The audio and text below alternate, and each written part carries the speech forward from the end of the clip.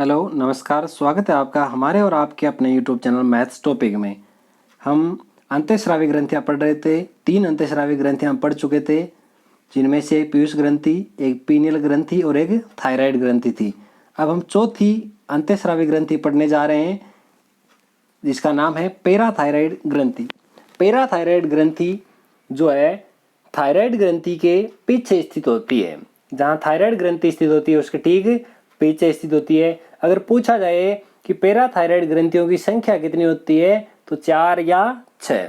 4 है तो भी ठीक है, 6 है तो भी ठीक है। 4 से कम होने पर भी समस्या हो जाती है और इससे 6 से ज़्यादा होने पर भी समस्या हो जाती है। अब हम बात करते हैं जो पैराथायराइड ग्रंथि है उससे स्रावित होने वाले हार्मोन कौन कौन से हैं। तो पहला है पैराथ हार्मोन।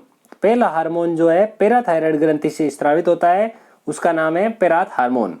ये हार्मोन आंतों में कैल्शियम के अवशोषण को बढ़ाता है। यह हार्मोन आंतों में कैल्शियम के अवशोषण को बढ़ाता है तथा फॉस्फेट के उत्सर्जन को बढ़ाता है। ये विटामिन डी की तरह कार्य करता है।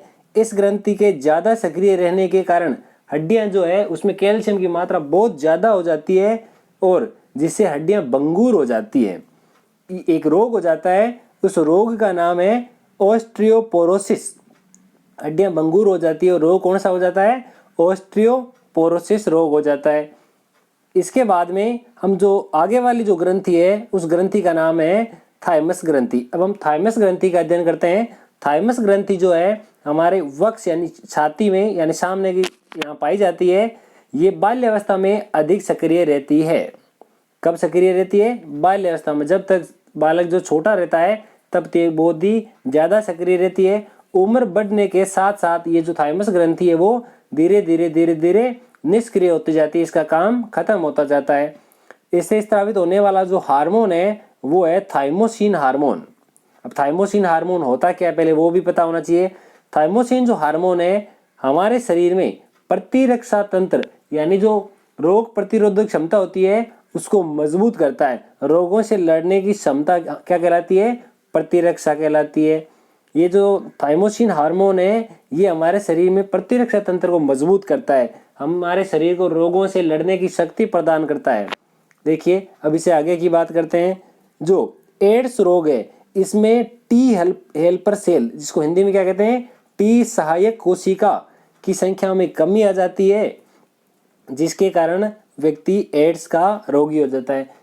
देखिए कभी भी व्यक्ति की एड्स के कारण मृत्यु नहीं होती है। एड्स हो जाने के कारण व्यक्ति की रोग प्रतिरोधक क्षमता एकदम 0 हो जाती है, जिसके कारण उसे अन्य होने वाली जो बीमारियां हैं उनसे वो धीरे धीरे खत्म हो जाता है। अब आगे वाली जो ग्रंथि है उस ग्रंथि का नाम है अग्नाशय ग्रंथि। ये ग्रंथि एक मिश्रित ग्रंथि है। इसमें हार्मोनों का विस्तार होता है तथा एंजाइम का विस्तार होता है। ये अंतःस्रावी तथा बहिस्रावी दोनों तरह कार्य करती है। ये जो ग्रंथि है ये अंतःस्रावी तथा बहिस्रावी दोनों की तरह कार्य करती है, इसलिए इसको मिश्रित ग्रंथि है। इस ग्रंथि के अंतःस्रावी भाग में लेंगरहैंस, कौन सी? लेंगरहैंस द्वीपकाएं पाई जाती है। अब लेंगरहैंस द्वीपकाएं जो है उनमें 3 प्रकार की कोशिकाएं पाई जाती है। कौन कौन सी? एक तो अल्फा कोशिका, बीटा कोशिका और आगे वाली डेल्टा कोशिका। 3 प्रकार की द्वीपकाएं पाई जाती है। अब इन तीनों के बारे में अध्ययन करते हैं। पहले मैंने लिखा है अल्फा कोशिका। अल्फा कोशिका में क्या पाया जाता है? ग्लूकागोन पाया जाता है। ग्लूकागोन। अब ये ग्लूकागोन क्या होता है? ग्लूकागोन जो है ये हार्मोन ग्लाइकोजन को ग्लूकोज में कन्वर्ट करता है। अर्थात इसका कहने का मतलब है ये रक्त में ग्लूकोज जो है उसका स्तर बढ़ाता है। दूसरी बात करते हैं बीटा कोशिका की यानी इंसुलिन की।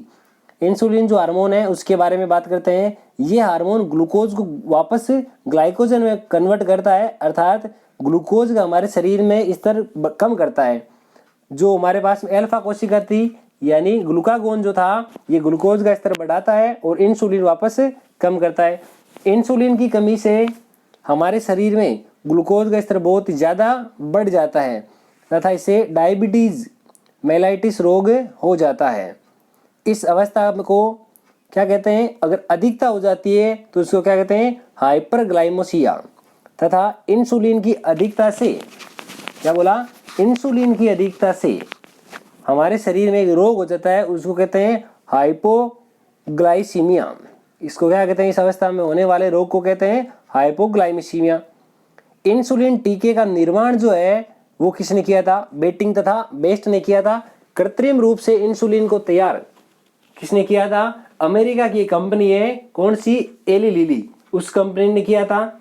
इसके आगे की बात करते हैं, जो हमारे डेल्टा कोशिका है उसमें एक हार्मोन पाया जाता है, उस हार्मोन का नाम है सोमेटोस्टेरिन।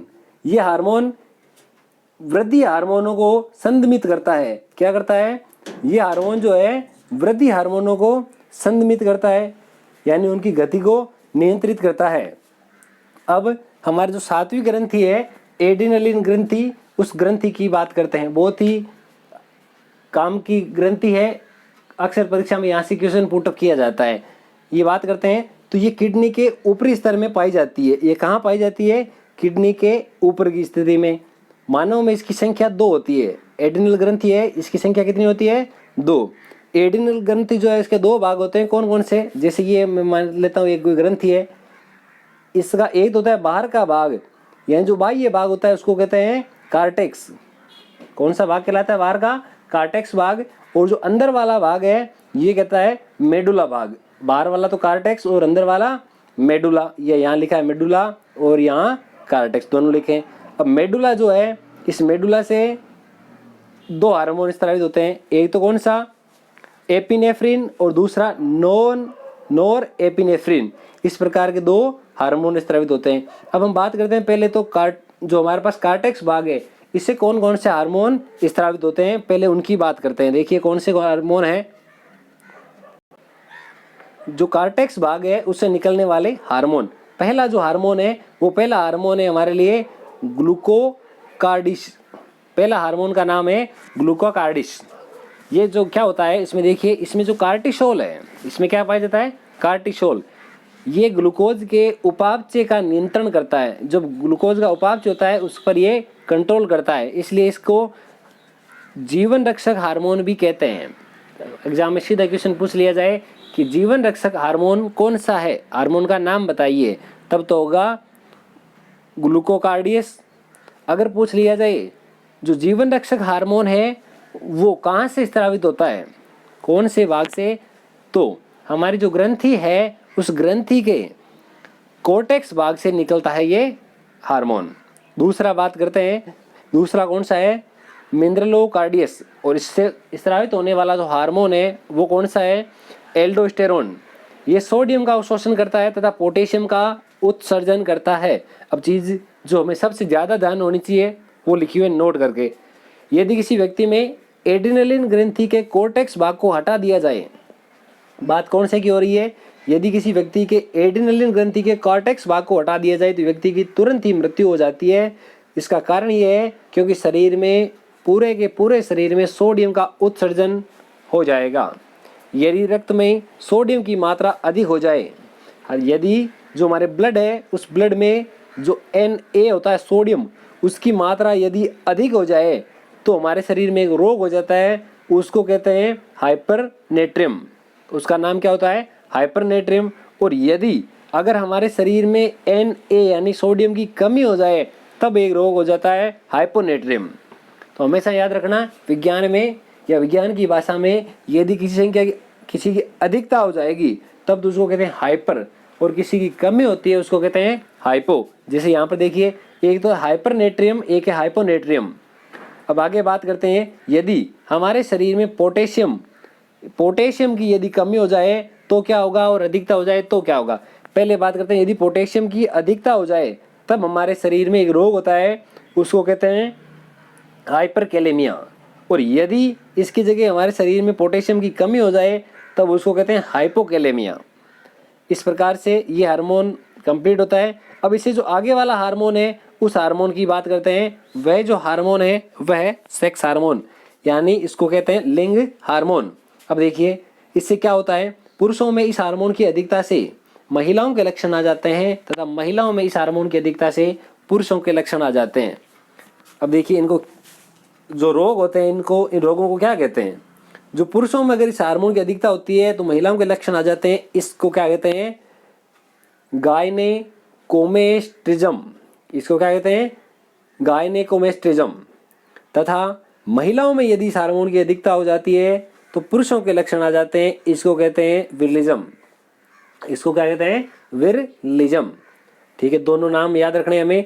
अक्सर क्या होता है एग्जाम के टाइम में हम भूल जाते हैं कि महिलाओं के लिए रोग कौन सा है और पुरुषों के लिए कौन सा है। तो हमेशा याद रखना, यदि पुरुषों में हार्मोन की अधिकता हो रही है तो महिलाओं के लक्षण आते हैं ओ, इसको क्या कहते हैं, गायनेकोमेस्ट्रिज्म। और महिलाओं में इस हार्मोन की अधिकता होती है तो इसको कहते हैं विरलिज्म। अब ये तो हो गए थे कौन से, इसके जो बाह्य भाग है उससे स्रावित होने वाले हार्मोन। अब मैं बात करता हूँ इसके आंतरिक भाग यानी मेडुला भाग से निकलने वाले हार्मोन। मेडुला भाग से निकलने वाले दो हार्मोन है एपिनेफ्रिन और नॉन एपिनेफ्रिन। एपिनेफ्रिन और नॉर एपिनेफ्रिन दोनों का मिश्रित रूप जो है उसको कहते हैं एड्रिनलिन हार्मोन। अब इसको 3F हार्मोन भी कहा जाता है। 3F का मतलब पहला है फियर, दूसरा फ्लाइट तथा तीसरा जो है वो है फाइट, यानी 3F हो गया इसको, इसलिए इसको 3F हार्मोन भी कहा जाता है। अब देखिए ये जो हार्मोन है इस हार्मोन को संकटकालीन हार्मोन भी कहते हैं, यानी ये संकट के समय एक्टिव हो जाता है। जैसे मान लिया कोई व्यक्ति अगर किसी सुनसान रास्ते से जंगल में जा रहा है, सामने शेर आ गया तो उसके मस्तिष्क में एक ही दिमाग में आएगा कि शेर से हमें खतरा है और वो सीधा सुधा वहां से रफू चक्कर 9 2 11 हो जाएगा, पीछे देखने वाला नहीं है। तो इस समय कौन सा हार्मोन जो है वो एक्टिव हो जाता है, ये हमें हमेशा याद रखना है। दूसरी चीज, इससे हमारी पुतलियों का आकार बढ़ जाता है, एनी टाइम के लिए नहीं बढ़ता। देखिए कैसे, यदि कोई ऐसी चीज जो हमने पहले कभी नहीं देखी है और अब अचानक उस चीज को देखते हैं तब हमारे पुतलियों का आकार बढ़ जाता है, वो इसी हार्मोन के कारण होता है। इससे हमारे शरीर की हार्ट रेट यानी बीपी भी बढ़ जाती है, रोंगटे खड़े हो जाते हैं। जैसे मान लिया कोई बड़े झूले में झूल रहे हैं तो झूला जैसे जैसे ऊपर जाता है तब तो कोई दिक्कत नहीं है, और जैसे ही ऊपर से नीचे की ओर आने लगता है तो कई